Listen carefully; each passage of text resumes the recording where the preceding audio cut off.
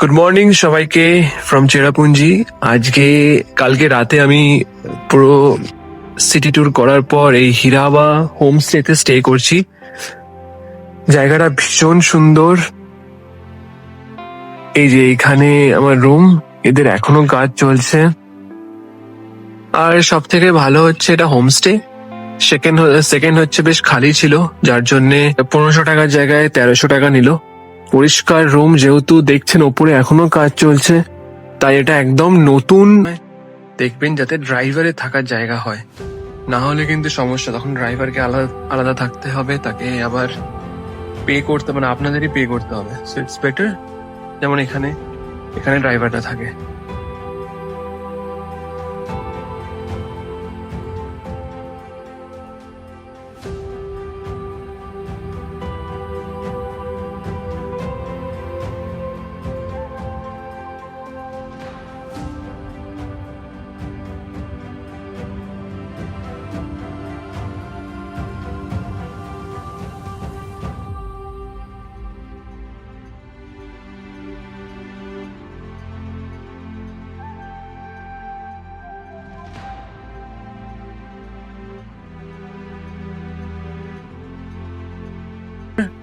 যেমন এখানে এখানে ড্রাইভারটা থাকে, তো আমার কোনো লোড নেই। তো এটা একটু খেয়াল রাখবেন বন্ধুরা। আমরা এখন রোড ব্রিজ যাচ্ছি। তো তার আগে একটা জায়গাতে আমরা দাঁড়ালাম। এগেইন ভিউ এর জন্য সমস্ত জায়গায় দাঁড়ানোর এটাই অ্যাডভান্টেজ, যখন গাড়ি বুক করে নিজের মতো করে যাওয়া যায়। So let me show you the view.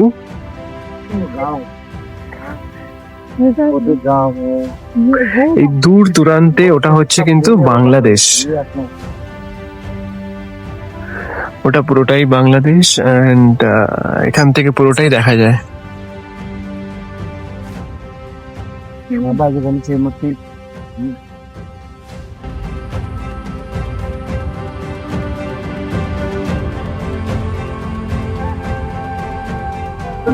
এখন পৌঁছে গেছি লিভিং রোড ব্রিজের এন্ট্রান্সে। তো এখান থেকে এখন নিচে যেতে হবে 3000 to 3500 স্টেপস। তো এখানে একটা কথা আছে যে সবাই বলছে যে গাইড নিতে হবে। আগে তো কোনোদিন শুনিনি কোথাও কোনো ইউটিউবে বা ইনস্টাগ্রামে কে গাইড নিতে হয়। তো দেখি সেটা কিরকম হয়।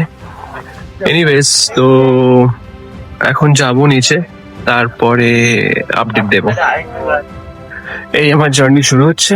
ফ্রেশ ফেস, যখন নিচে পৌঁছবো তখন দেখবো আমার ফেসের কি হাল। তাহলে বোঝা যাবে কতটা ধকল হয়েছে। আমার যাত্রা শুরু হয়ে গেছে ডাবল ডেকার রুট ব্রিজের।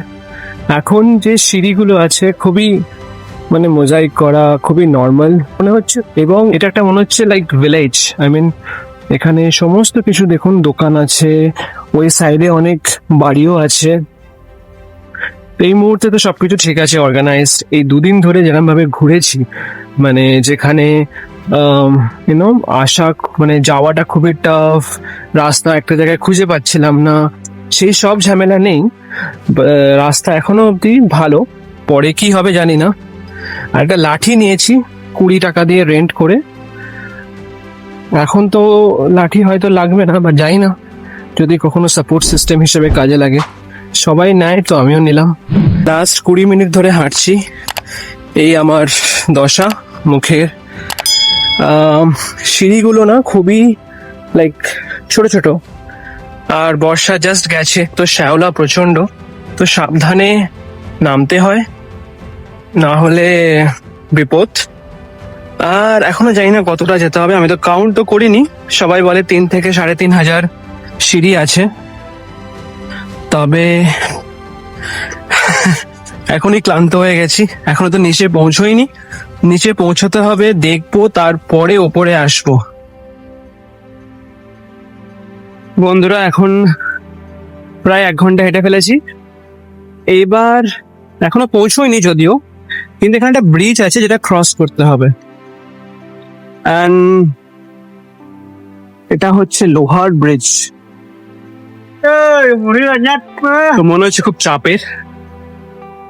একটু ভয়ও লাগছে। কালকে সেই ওইটা মনে আছে, ওই যে টায়ারের যে একটা ছিল, টায়ারের এরকম ব্রিজ, তো সেরকমই একটা, বাট এটা লোহার। ভিডিও করব না কারণ ফুললি ফোকাস থাকবে এটাকে ক্রস করার প্রতি। একটু স্কেয়ার, আমি ভয় লাগছে। তো এনিওয়েজ लेट्स गो। भैया यहाँ से और कितना टाइम लगेगा जाने में? 40 मिनट्स और। বন্ধুরা ফাইনালি ওই ব্রিজটা ক্রস করে ফেলেছি। এবার আরো উপরে যাওয়া, এখনো বলছে 40 মিনিট বাকি। তো সময় নষ্ট না করে লেটস গো। আর ওটা একটু সত্যি স্কেরি ছিল, মানে পা কাঁপছিল আমার literally, but anyways I managed. একটা লোকালকে জিজ্ঞেস করার কতক্ষণ লাগবে, সে বললো 5 মিনিট 10 মিনিট। আরো একটা লোহার ব্রিজ, বাট এটা খুব একটা শক্ত নয়, এটার খুবই ভালোভাবে করা আছে। ভিউ বেশ সুন্দর।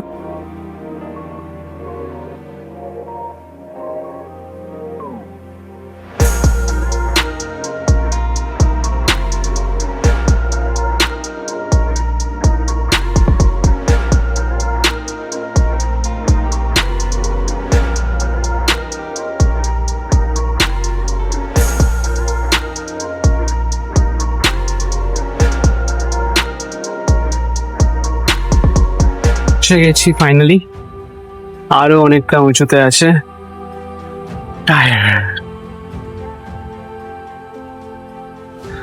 একটা অ্যাডভাইস দেব, যে সবাই বলে না পয়সা হোক তারপর ঘুরবো, বা ভালো করে ল্যাভিশলি না ঘুরলে হয়।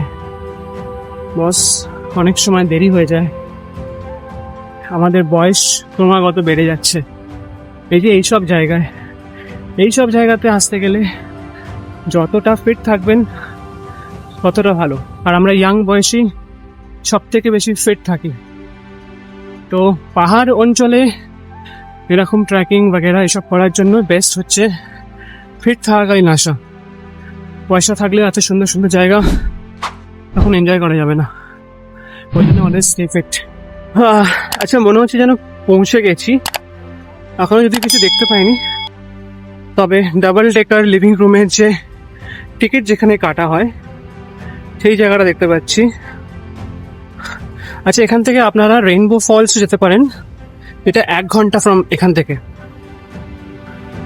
যেখানে আপনি 30 মিনিট সুইমিং করতে পারবেন। Double decker ticket from here, how much one ticket? 50 rupees per person. Okay, wait, I'll take it. আচ্ছা, মনে হচ্ছে আমরা চলে এসেছি, তার কারণ এটা একটা রুট ব্রিজ। দেখুন, সত্যি প্রকৃতির কি মহিমা। যাই হোক, সাবধানে যেতে হবে।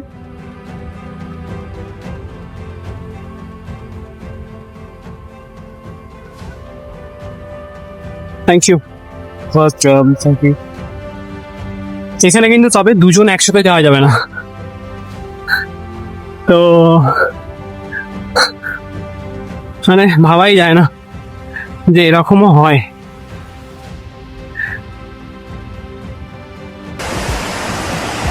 যে বন্ধুরা, double decker living root bridge finally চলে এসেছি।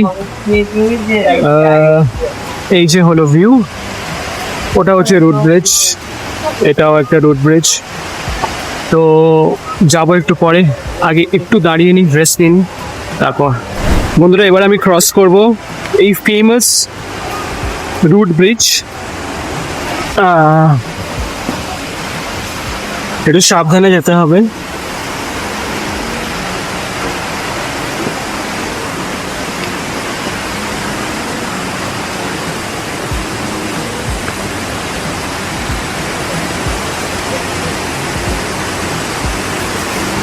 এক সুন্দর ভিউ।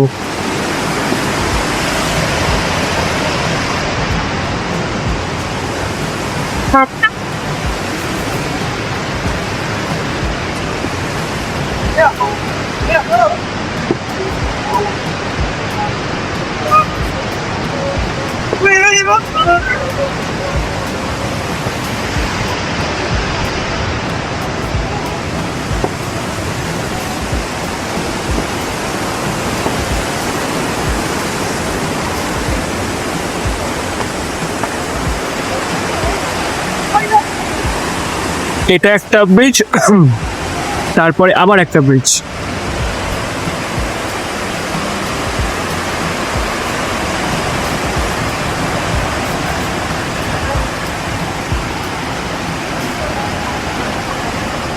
এইদিকে অনেকে চানও করছে এই সাইডটাতে।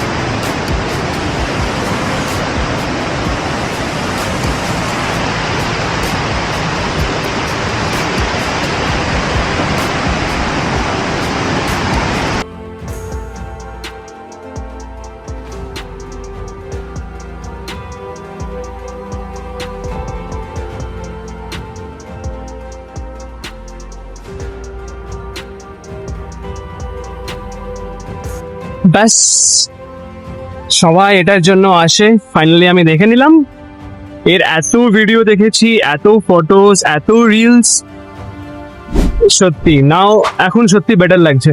এবার একটু যাই, মুখ চোখে জল দিই, প্রচন্ড ঘেমে গেছি।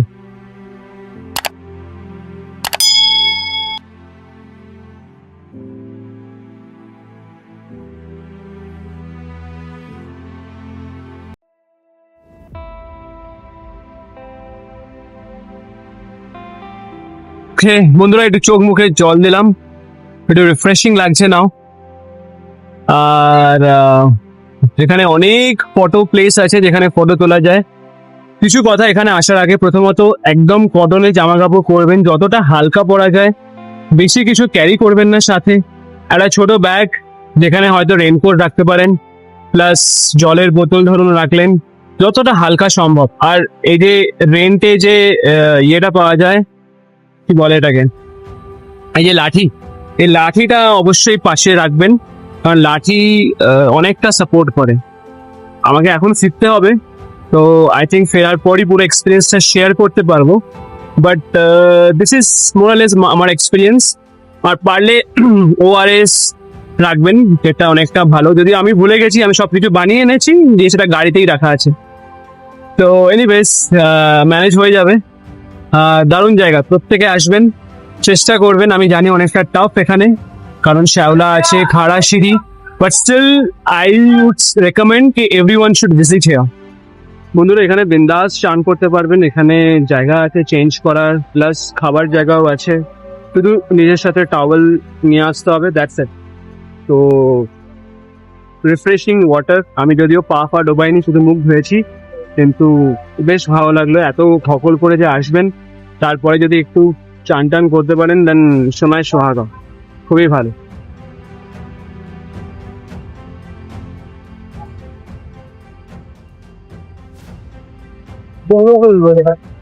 সো বন্ধুরা এবার এখান থেকে বেরোবো। দারুণ অনুভূতি। তাড়াতাড়ি যেতে হবে, দিয়ে অন্য জায়গাগুলো দেখতে হবে, না হলে বাকি আর কিছু দেখাই যাবে না। ইচ্ছাটা করছিল এখানে চুপচাপ বসে থাকি, বাট আনফর্চুনেটলি এটা পসিবল না। অন্যান্য জায়গাও দেখতে হবে। আপনারাও আসুন, এনজয় করুন। তখন ধরে আমি সিঁড়ি দিয়ে নিচে নামছিলাম, এবার খালি ওঠা। মানে যাওয়ার সময় ভেবেছিলাম হয়তো শুধু নিচে নামা, বাট এখন হচ্ছে আবার ওঠা। ও পা কাঁপছে। সবাই বলছে যে আপনাকে না একটা ট্যুর গাইড নিতে হবে। এটা সম্পূর্ণ আপনার উপর ডিপেন্ড করে। এখানে লেখা তো আছে যে ট্যুর গাইড ম্যান্ডেটরি, বাট এটা আপনার উপর ডিপেন্ড করে।